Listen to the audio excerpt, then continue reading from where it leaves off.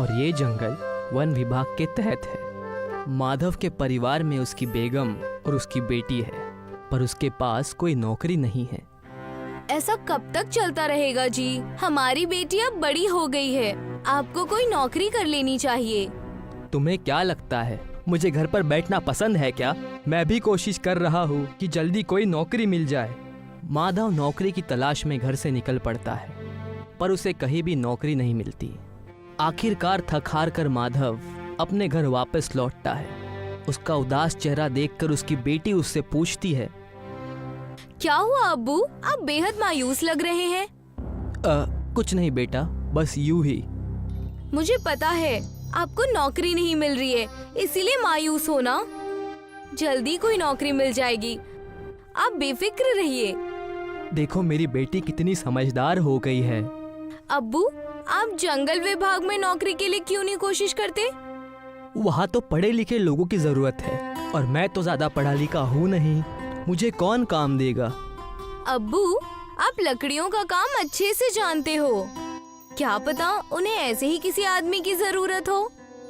ठीक है बेटा, मैं आज ही जाकर वन विभाग के लोगों से मिलता हूँ। मुझे नौकरी की तलाश है, क्या मुझे यहाँ पर कोई काम मिल सकता है? तुम्हें क्या काम आता है? मैं एक बढ़ई हूँ, लकड़ियों का सारा काम जानता हूँ। हमें तो एक ऐसे ही आदमी की तलाश थी, तुम आज से ही काम शुरू कर दो। नौकरी मिलने की बात सुनकर माधव खुश हो जाता है, काम करना शुरू कर देता है। माधव दरकत से निकाली हुई इमारती लकड़ियों में से मजबूत लकड़ियों को अलग और दीमक लगी हुई लकड़ियों को अलग करता है। साहब, ये जो लकड़ियाँ खराब है, इनका क्या करूँ? वैसे तो वे किसी काम की नहीं है, फेंक दो इन्हें। माधव उन दीमक लगी हुई लकड़ियों को फेंक देता है। शाम का वक्त होता है और माधव अपने घर आ जाता है। आप आज बेहद खुश लग रहे हैं, क्या बात है? बेटा, मुझे वन विभाग में नौकरी मिल गई है। ये तो बेहद खुशी की बात है। अब मैं एग्जाम्स की तैयारी करने के लिए कोचिंग जा सकती हूँ। हाँ हाँ, जरूर जाओ। माधव के इस वन विभाग वाली नौकरी से उसकी घर की हालत सुधरने लगी थी। अब राधिका भी कोचिंग में जाकर पढ़ने लगी थी। एक दिन इसी तरह लकड़ियों में से माधव अच्छी लकड़ियां एक तरफ कर रहा था और दीमक लगी हुई लकड़ियों को फेंक रहा था। तभी उसके जहन में एक ख्याल आता है, क्यों ना इन खराब लकड़ियों को घर ले जाऊं, कभी ना कभी तो काम आएंगे ही। माधव दीमक लगी हुई लकड़ियों को अपने घर ले जाता है। अगले दिन वो सुबह उठकर काम पर आता है और शाम को वापस घर लौटते वक्त फिर से उन खराब लकड़ियों को अपने घर ले जाता है। इसी दिन जब वो ऐसा करता था, तब एक लेडी ऑफिसर की नजर उस पर गिरती है। अच्छा, तो अब तुम चोरी भी करने लगे हो? नहीं मैडम, मैं चोरी नहीं कर रहा हूँ, ये लकड़ियाँ तो खराब है, इसीलिए इन्हें ले जा रहा हूँ। अगर खराब है तो क्या इनका अचार डालोगे? झूठ मत बोलो, तुम जैसे चोरों को ये नौकरी नहीं देनी चाहिए थी। कल से नौकरी पर मत आना। माधव मायूस होकर अपने घर आ जाता है। नौकरी छिन जाने से वो बहुत परेशान होता है। तभी उसकी नजर अपनी लाई हुई लकड़ियों पर पड़ती है। क्यों ना इन लकड़ियों से एक रिक्शा बना लूं। माधव सारी सड़ी हुई लकड़ियों में से दीमक को हटाकर साफ करता है। वो दिन रात मेहनत करके उन लकड़ियों से एक रिक्शा तैयार कर लेता है और रिक्शा चलाने का काम शुरू कर देता है। जनाब, शहर छोड़ दोगे? हाँ हाँ, बैठ जाओ। माधव रिक्शा को हाथ से खींचकर ले जाता, जिससे सवारियों को कहीं भी पहुंचने में बहुत देर हो जाती। इसी देरी के वजह से अक्सर माधव की रिक्शा में बैठने से सवारियां मना कर देती थी। भाई साहब, शहर जाने में वक्त लगेगा? 4-5 घंटे लग जाएंगे। भाई साहब, मुझे शहर जाना है, विदेश नहीं। रहने दीजिए, मैं दूसरा रिक्शा देख लूंगी। माधव ने लकड़ियों की मदद से रिक्शा तो बना लिया था, पर उसे उस रिक्शे को हाथ से खींचना पड़ता था। अब्बू, मेरे एग्जाम्स आने वाले हैं, मुझे शहर जाने के लिए कुछ पैसों की जरूरत है। बेटा, मेरे पास तो पैसे नहीं हैं, पर मैं तुझे अपने रिक्शे में तेरे एग्जाम सेंटर तक छोड़ दूंगा। पर अब्बू, इसमें बहुत वक्त लग जाएगा, मैं एग्जाम्स के टाइम तक नहीं पहुंच पाऊंगी। ठीक है बेटा, मैं कुछ इंतजाम करता हूँ। माधव सोचने लगता है कि किस तरह से राधिका को एग्जाम देने के लिए शहर भेजा जाए। वो सोच ही रहा था कि कि तभी उसकी नजर जंगल में दरख्त के नीचे पड़ी एक टूटी फूटी गाड़ी पर पड़ती है। माधव उस गाड़ी के पास जाता है। गाड़ी तो कबाड़ बन चुकी है, पर इसका इंजन मेरे काम आ सकता है। राघव उस गाड़ी से इंजन निकालता है और अपनी हाथ गाड़ी पर लगा देता है। चलो, अब हाथ से खींचने की तकलीफ तो दूर हो गई, पर इसका मॉडल बदलना होगा, तब मजा आएगा। राघव अपने पास बची हुई कुछ लकड़ियों से हाथ गाड़ी का मॉडल बदल देता है। वो उस पर छत लगा देता है और उसको एक रिक्शे में बदल देता है। राधिका अपने अब्बू के रिक्शे में बैठती है। माधव रिक्शा स्टार्ट करता है और राधिका को अपने एग्ज़ाम सेंटर पर छोड़ देता है। माधव के लकड़ी के रिक्शे पर इंजन लग जाने से अब उसका रिक्शा तेज़ दौड़ने लगता है, जिससे अब उसके पास बहुत सारी सवारियां आने लगती है। जनाब, शहर जाने में कितना वक्त लगेगा? बैठ जाइए, 1 घंटे में पहुंचा दूंगा। इसी तरह लोग दूसरे रिक्शे को छोड़कर माधव के रिक्शे में बैठने लगते हैं। ये देखकर एक रिक्शे वाला माधव से जलता है और पुलिस के पास उसकी झूठी कंप्लेंट करता है। साहब, इसने किसी की गाड़ी से इंजन चुराकर अपने रिक्शे पर लगाया है, ये चोर है। अच्छा, तो अब तुम लोग गाड़ियों के इंजन भी चुराने लगे हो? नहीं साहब, मैंने चोरी नहीं की, ये इंजन तो मुझे जंगल में पड़ा हुआ मिला। अच्छा, तो अब इंजन जंगल में भी मिलने लगे हैं। सीधी तरह गाड़ी का इंजन वापस करो, नहीं तो जेल में चक्की पीसनी पड़ेगी। पुलिस वाला माधव के रिक्शे से इंजन निकाल लेता है। राधिका के एग्जाम का रिजल्ट आ जाता है, जिसमें उसकी मेहनत रंग लाती है। राधिका को एक जॉब मिल गई है। अब राधिका नौकरी करने लगी है और देखते ही देखते 1 महीना बीत जाता है और उसे उसकी पहली तनख्वाह मिलती है। तनख्वाह वाले दिन राधिका देर से घर लौटती है। अब्बू, आंखें बंद कीजिए, आपके लिए एक सरप्राइज है। अच्छा, ये लो, कर ली आंखें बंद। बताओ क्या है? राधिका माधव के आगे एक इंजन रख देती है। अब आंखें खोल दीजिए। नया इंजन देखकर माधव बहुत खुश हो जाता है। अब्बू, ये स्पोर्ट्स कार का इंजन है, इसे लगाकर आपकी रिक्शा सभी गाड़ियों से तेज भागेगी। माधव स्पोर्ट्स कार के इंजन को अपने रिक्शे में फिट कर देता है और सवारी के लिए इंतजार करता है। भाई साहब, मुझे शहर जाना है, कितना वक्त लगेगा? बैठ जाइए, आधे घंटे में पहुंचा दूंगा। वहाँ पहुँचने में तो 2 घंटे लगते हैं। ये मेरा लकड़ी का रिक्शा जरूर है, पर ये स्पोर्ट्स कार की तरह तेज दौड़ता है। आप बैठ जाइए। वो मोहतरमा माधव के रिक्शे में बैठ जाती है और माधव उसको आधे घंटे के अंदर ही शहर पहुंचा देता है, जिससे खुश होकर वो मोहतरमा माधव को डबल किराया देती है। इसी तरह अब माधव लोगों को तेजी से गांव से शहर पहुंचाता है। जल्दी पहुंचने और वक्त बचाने के लिए सभी लोग अब माधव के रिक्शे का इस्तेमाल करते हैं। पूरे इलाके में लकड़ी के फरारी रिक्शा के नाम से फेमस हो जाता है। सुरेश एक खानदानी कुम्हार था। उसके वालिद भी मटके बनाया करते थे और अब भी उसके साथ उनका बेटा योगेश भी मटके ही बनाता था। देखो अब्बा, मेरा मटका कितने अलग डिजाइन का है। हाँ, अच्छा है, लेकिन बेटा की गर्दन इतनी पतली है कि इसमें से पानी निकालने के लिए इस मटके को टेढ़ा करना पड़ेगा। वो तो है, ऐसे मटके ज्यादातर ग्राहकों को पसंद नहीं आते, लेकिन तुमने बना ही दिया है तो अच्छा है। अब्बा, तो क्या सिर्फ वही मटके फरोख्त होते हैं जो आम होते हैं? ज्यादातर तो वही फरोख्त होते हैं, इसलिए हम हमेशा वही मटके बनाते हैं। लेकिन मुझे याद है, जब आखिरी मर्तबा मैंने ऐसा मटका बनाया था तो वो बेहद महंगी कीमत पर बिका था। अच्छा है, इस मटके के भी अच्छी कीमत मिलेगी, देख लेना अब्बा। हाँ। तभी रुक्मिणी उन दोनों के लिए चाय लेकर हाजिर हुई। योगेश बेटा, मुझे लगता है तुझे शहर जाकर कोई और काम करना चाहिए। इस काम में रखा ही क्या है, तेरे अब्बा जिंदगी भर यही करते रहे। देख हमारी हालत, पूरी जिंदगी मुफलिसी में ही काटनी पड़ी है। नहीं अम्मी, मुझे शहर वहर नहीं जाना, और तो और मुझे मिट्टी से चीजें बनाना बेहद पसंद है। मैं कहीं नहीं जा रहा।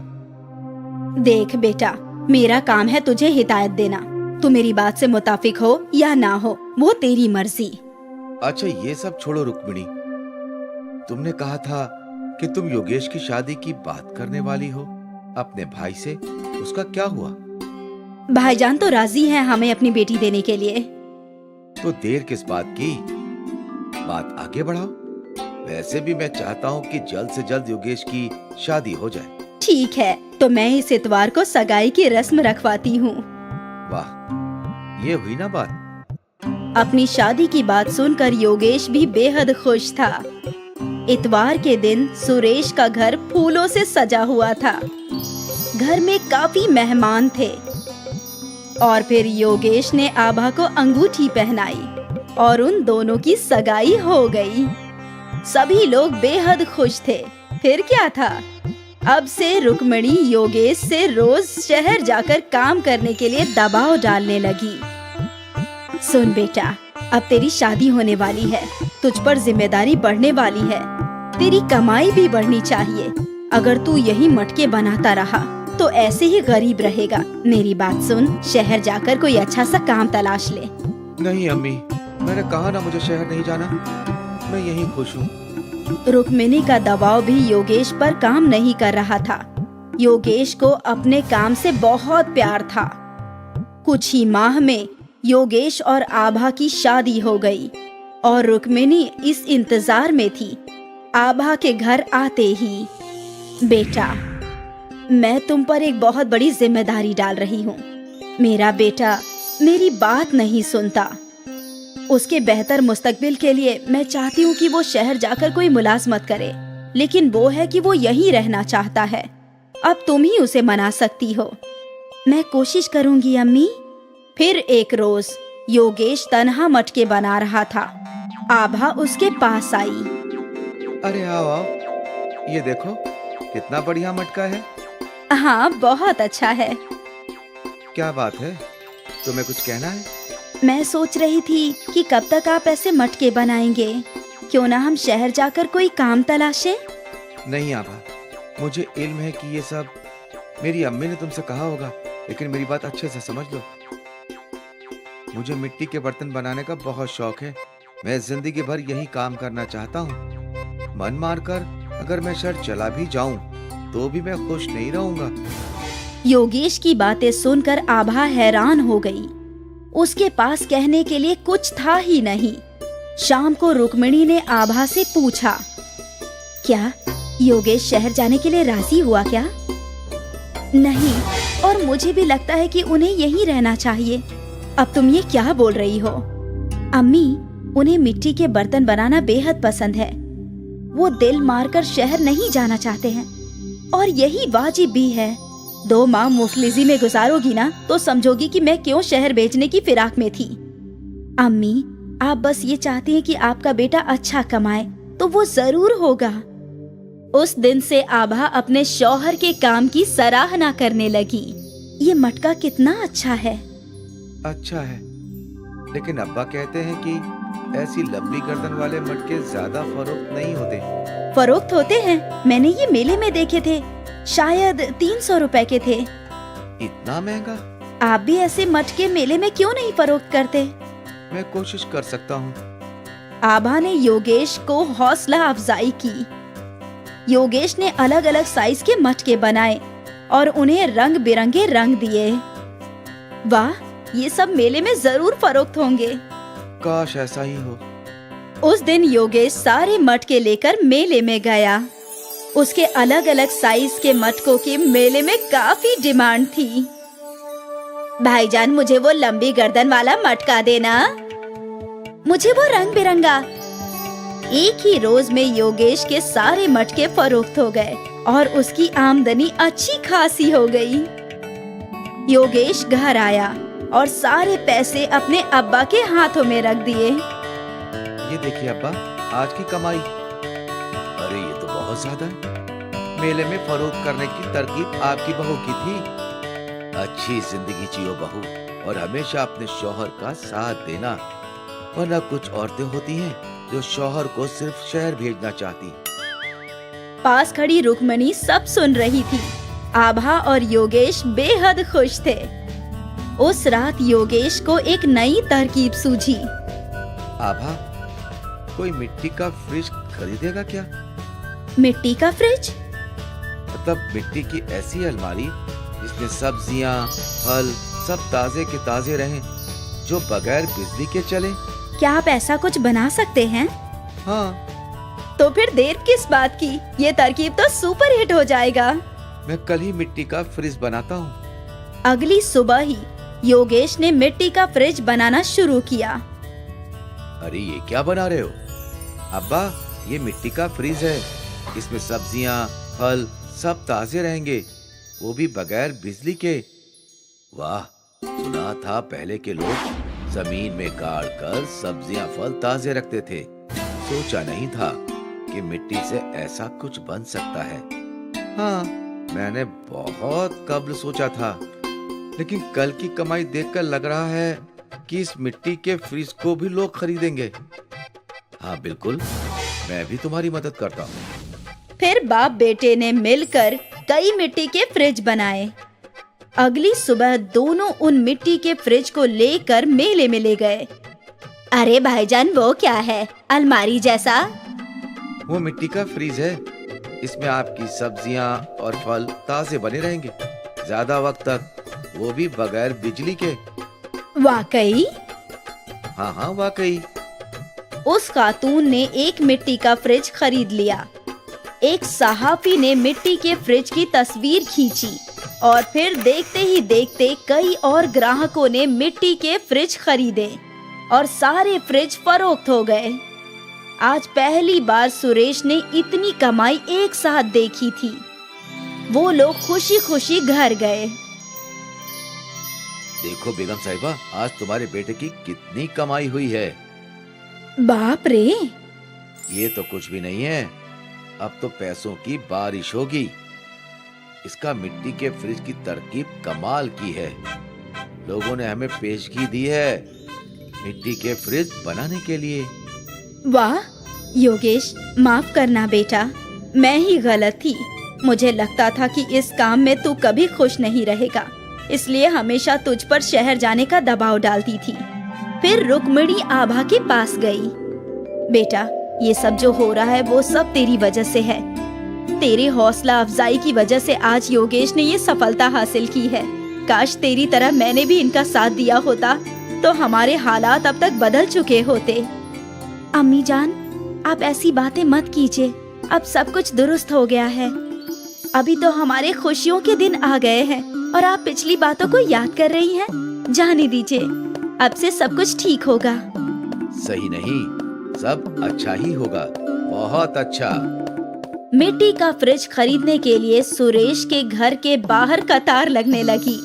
उनकी आमदनी कई गुना बढ़ गई थी। सुरेश ने अपने घर की मरम्मत भी करवा ली थी और अब इस खानदान के पास सारी जरूरियात की चीजें थी और ये सब बस मिट्टी के फ्रिज की तरकीब की वजह से हुआ। गांधीनगर नाम का एक छोटा सा गांव था। गांव में एक बड़ा बाजार लगता था और बाजार में अक्सर मजमा लगा रहता था। गर्मियों के मौसम में ये सारा मजमा बलदेव की पेप्सी की दुकान पे लगा रहता था।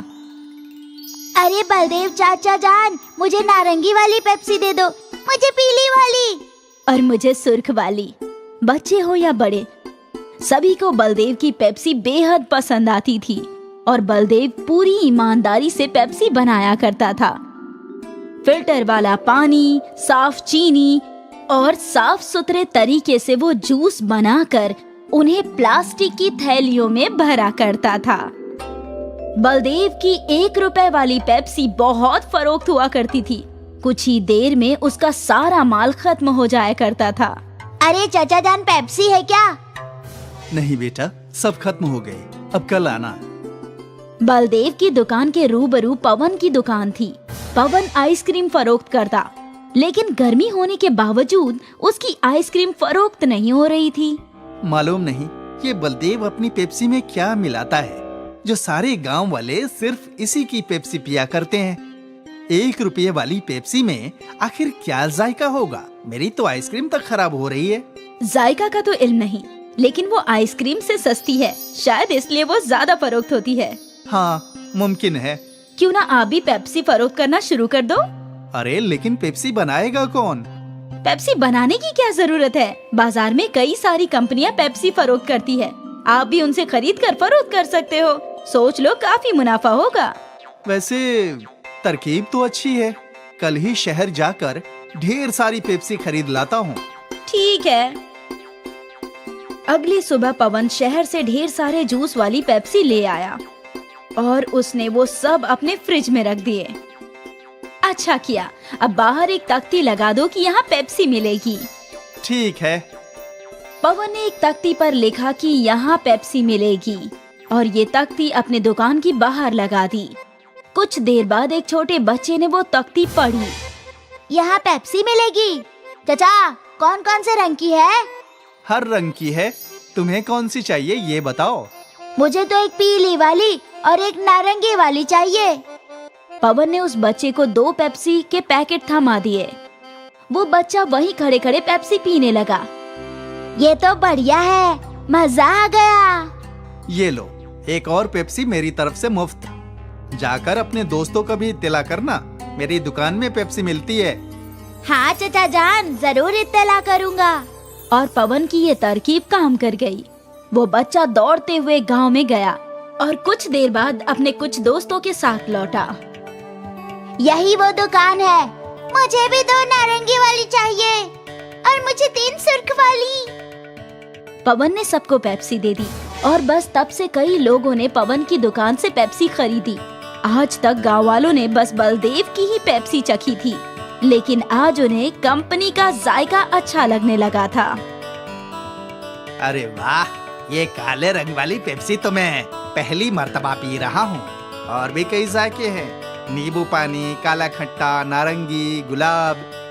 वाह, बहुत खूब। अब तो रोज अलग अलग जायके चख सकते हैं। पवन के पेप्सी फरोख्त करने की वजह से बलदेव की दुकान पर खरीदारों की कमी हो गई थी। मुझे थोड़ा सब्र से काम लेना होगा। पवन ने नई नई पेप्सी बनानी शुरू कर दी है। इससे गांव वाले उसकी दुकान पर जा रहे हैं, लेकिन मुझे यकीन है कि वो सब लौटेंगे। बलदेव खुद को तसल्ली दे रहा था। अगले कुछ रोज तक पवन की दुकान पर पेप्सी के लिए मजमा लगा रहा और यहाँ बलदेव का कारोबार कम हो गया था।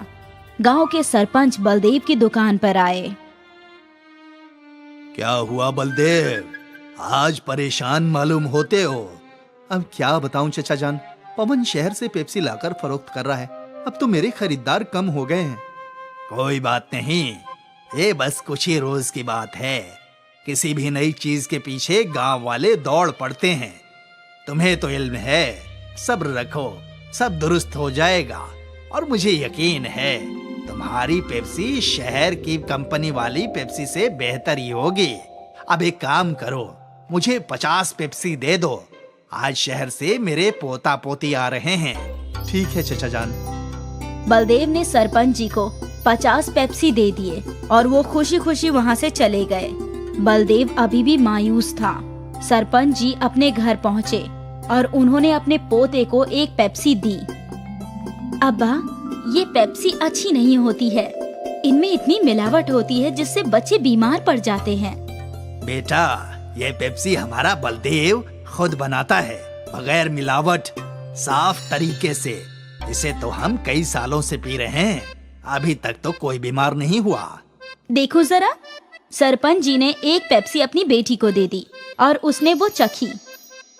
वाह अब्बा, ये तो काफी उम्दा है। सरपंच जी के घर आए हुए सारे मेहमानों ने वो पेप्सी पीनी शुरू की। कुछ ही देर में सारी पेप्सी खत्म हो गई। अब्बा, आपने ये कहाँ से ली? मैं थोड़ी और ले लेती हूँ। बाजार में तुझे बलदेव की दुकान नजर आएगी, जिसमें बड़ा फ्रिज होगा। उसी की दुकान से मैं लेकर आती हूँ। नेहा बाजार पहुँची तो वो बलदेव और पवन की दुकान में कंफ्यूज हो गई। उसे समझ नहीं आ रहा था कि कौन सी दुकान है। शायद जिस दुकान पर मजमा लगा है, मुझे वहीं जाना चाहिए। नेहा पवन की दुकान में गई। मुझे 20 पेप्सी देना। जैसे ही पवन ने फ्रिज से पेप्सी की पैकेट निकाली तो नेहा ने इनकार कर दिया। नहीं नहीं, ये नहीं चाहिए। लेकिन अभी तो आपने 20 पेप्सी मांगी। हाँ, लेकिन ये केमिकल वाली नहीं चाहिए। वहाँ खड़े एक शख्स ने नेहा से पूछा, बहन, इस पेप्सी में कौन सा केमिकल है? ये पेप्सी शहर के कारखानों में बनती है। वहाँ इन्हें बनाने के लिए कई सारे केमिकल्स का इस्तेमाल करते हैं जो नुकसानदेह है और जिससे बच्चे बीमार पड़ सकते हैं। अगर ऐसी बात है तो तुम यहाँ पेप्सी लेने क्यों आई? मैं तो यहाँ वो पेप्सी लेने आई थी जो इसी गांव में बनती है। अच्छा, तो आपको बलदेव भाईजान की पेप्सी लेनी है? उनकी दुकान सामने है। नेहा वहाँ से चली गई, लेकिन आसपास के लोग शहर की केमिकल वाली पेप्सी का जिक्र करने लगे। नेहा ने बलदेव की दुकान से पेप्सी खरीद ली और वो घर चली गई। केमिकल वाली पेप्सी की बात गांव में आग की मानिंद फैल गई और सारे वालिदैन ने बच्चों से पवन की दुकान की पेप्सी लेने के लिए मना कर दिया। आज से पवन चचा की दुकान से पेप्सी मत लेना। क्यों अम्मा? क्योंकि उसमें ढेर सारे केमिकल हैं। तुम्हारी तबीयत खराब हो जाएगी, फिर तुम्हें सुई लगेगी। ना बाबा ना। लोगों को बलदेव की ईमानदारी समझ आ गई और एक बार फिर बलदेव